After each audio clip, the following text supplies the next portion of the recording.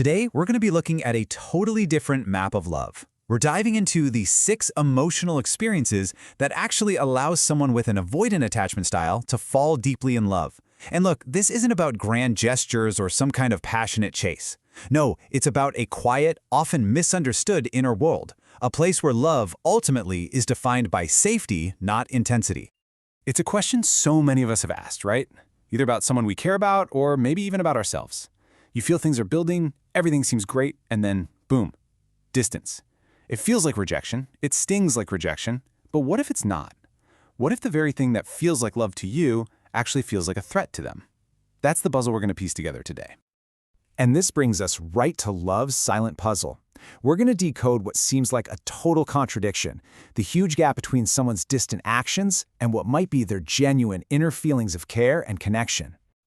Okay, this slide is basically a translation guide.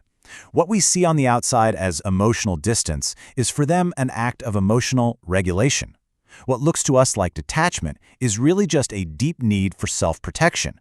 And that withdrawal, it's not about pushing you away. It's about trying to calm an inner world that has just become totally overstimulated. See, the external action is their solution to a very real internal problem.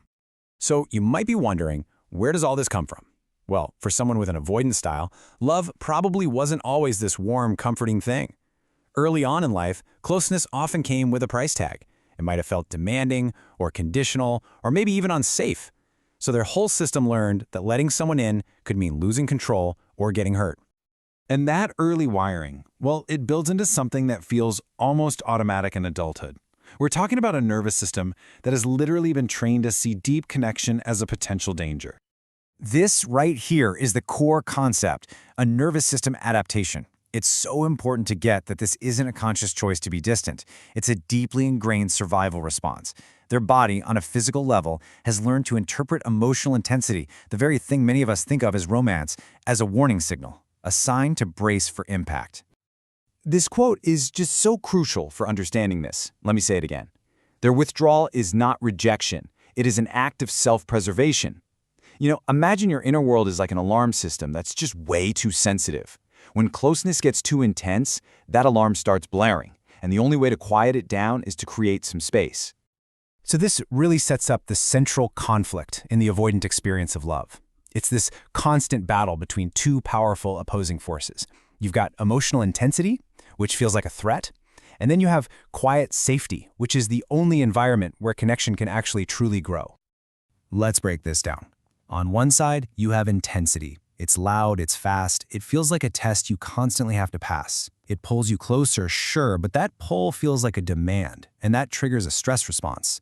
But on the other side, you have quiet safety. It's steady, it doesn't rush you or demand proof of anything. It feels like a genuine choice. It doesn't pull you, it gently invites you in. And this one sentence just captures the difference perfectly. Intensity feels like you're being watched, like you're on a stage, being judged. But safety feels like you're being seen, like someone is just sitting with you in the quiet, and there's no need for a performance. And when that feeling of being seen really starts to take hold, something absolutely monumental happens inside. That hypervigilance starts to relax. They stop constantly scanning for the nearest exit, both literally and emotionally. They stop bracing for the next emotional demand. And for the first time, there's actually space for something other than defense to grow. So, how does love actually take root in this environment of safety? Well, the process isn't some sudden floodgate opening. It's a slow, subtle, and gradual softening of those defenses. The most important experience, the absolute game changer, is presence without evaluation. Think about what that really feels like. It means there's no pressure to respond immediately. There's no silent scorekeeping going on in the background. There's no feeling that you have to fix or manage your partner's emotions. It's a space where vulnerability is simply met with calm, not with some huge emotional reaction.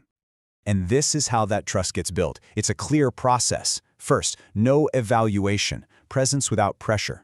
Second, vulnerability comes at no cost. It's met with calm, not escalation. Third, and this is so key, this happens over and over and over again. Repetition is what rewires the brain to expect safety. And finally, they start to move closer, not because they're being pulled, but because they actually want to. This metaphor is perfect. If you're expecting some dramatic, movie-like moment where the walls come crashing down, you're gonna miss the real progress. The change is a slow relaxation, a careful lowering of defenses, inch by inch, as trust is proven time and time again. This gradual softening leads to the final, quiet realization. And this isn't a moment of overwhelming passion. For an avoidant, the moment they recognize they're in love is often a moment of profound peace. So what does it feel like from the inside? Well, it starts subtly. That internal clock that's always counting down to the moment they'll need space, it just starts to slow down. The urgency begins to fade. And then another layer relaxes. That constant, exhausting urge to protect their inner world, to keep their guard up, it just weakens. Not because the whole world is suddenly safe, but because this one person, this one connection, no longer feels like a danger. Then, something really crucial shifts. Love, which has probably always felt like this heavy responsibility filled with unspoken obligations, it stops feeling that way. The weight is just lifted. And instead, it transforms into something else entirely. It becomes a calm, steady presence, a safe harbor.